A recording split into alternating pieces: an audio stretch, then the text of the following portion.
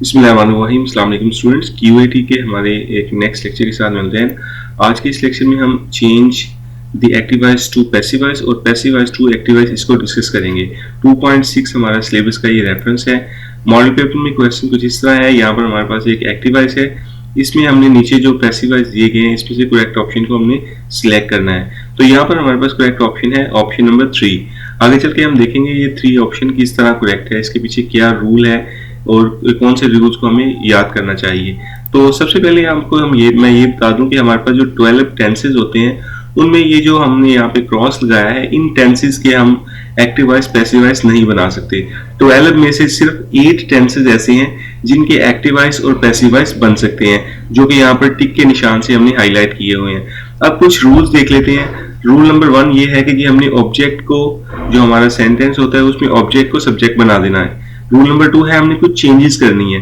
Rule number 3 ये है कि हमने वर्ब की थर्ड फॉर्म यूज करनी है और उसके साथ हमेशा बाई लगाना है। और लास्ट वाला हमारे पास रूल क्या है जी, हमने सब्जेक्ट को ऑब्जेक्ट में कन्वर्ट कर लेना है। इन रूल्स को आपने फॉलो करना है और तमाम के तमाम अपने सेंटेंसेस पर अप्लाई करना है। आप इजीली जो है एक्टिव वॉइस को पैसिव वॉइस में कन्वर्ट कर लेंगे। तो चलते हैं जी, थोड़ा सा चेंजेस की बात कर लेते हैं कि चेंजेस कौन कौन से हमने करने होते हैं। चेंजेस, अगर हमारे पास वर्ब की फर्स्ट फॉर्म हो, डू डज हो, इसको हमने इज एम आर में कन्वर्ट करना है। वर्ब की सेकंड फॉर्म हो या डिड हो, इसको हमने वाज वार में कन्वर्ट करना है। हैज हैव हैड हो तो इसके साथ हमने बीन लगा देना है। विल के साथ हम बी लगाते हैं, विल हैव के साथ भी बीन लगाते हैं। आईएनजी हो तो हम इसको बीन कर देते हैं। अगर सेंटेंस में इज आर एम हो या वाज वार हो, इसको हम एज इट इज रखते हैं, इसमें कोई चेंजिंग नहीं आती। तो ये कुछ चेंजेस है, इनको आप याद कर लें। आगे चल के हम इसका अब यूज देख लेते हैं। इन रूल्स को फॉलो करते हुए देखें, यहाँ पर अब हम इन रूल को अप्लाई करवाएंगे। हमने सबसे पहले कहा है कि हमने ऑब्जेक्ट को कन्वर्ट करना है सब्जेक्ट में। तो हमारा ऑब्जेक्ट इस सेंटेंस में क्या है, दी गोट। तो दी गोट को हमने फर्स्ट पे रख लिया, दी गोट को हमने सब्जेक्ट बना लिया। अब नेक्स्ट टच्ड जो है ये वर्ब की सेकंड फॉर्म है। तो हमने पीछे देखा है कि अगर वर्ब की सेकंड फॉर्म यूज हो तो हम उसको वाज वार में कन्वर्ट कर लेते हैं। तो यहाँ पे अब वाज इसलिए आ रहा है क्योंकि गोट जो है वो सिंगुलर है, तो हमने यहाँ पे वाज लगा दिया, दी गोट वाज। अब टच्ड की जो थर्ड फॉर्म है वो भी टच्ड ही है, तो यहाँ पर हमने टच लिख दिया। और साथ हमने सीखा था कि बाय लगाना है हमने थर्ड फॉर्म के साथ, और लास्ट पर हमने जो हमारे पास सब्जेक्ट होगा उसको ऑब्जेक्ट में कन्वर्ट कर देना है। तो देखिए यहाँ पर हमने टच्ड बाय द चाइल्ड, इसको सब्जेक्ट को ऑब्जेक्ट में कन्वर्ट कर दिया। अब यहाँ पर एक थोड़ी सी कंफ्यूजन ये होती है स्टूडेंट्स को, जैसा कि देखिए यहाँ पर जो वर्ब की फॉर्म है ये सेकंड फॉर्म है या थर्ड फॉर्म है, हमें कैसे पता चलेगा? ये हमें सेंटेंस बताता है। इस सेंटेंस को अगर आप रीड करें तो आप इजीली अंडरस्टैंड कर लेंगे कि ये पास्ट में बात हो रही है, और पास्ट का ये सिंपल हमारे पास सेंटेंस है। पास्ट के सिंपल सेंटेंस में सेकंड फॉर्म यूज होती है, तो इससे हमें आइडिया आ जाएगा ये सेकंड फॉर्म है।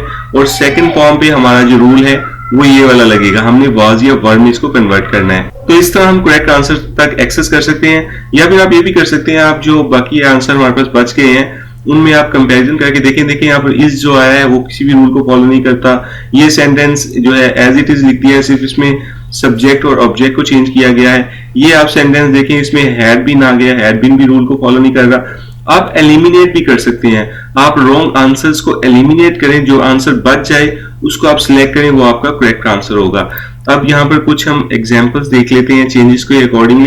देखिए यहाँ पर लिखा हुआ ही ईट्स एप्पल, तो हम यहाँ पर एप्पल को क्या करते हैं, हम इसको सब्जेक्ट बना देंगे।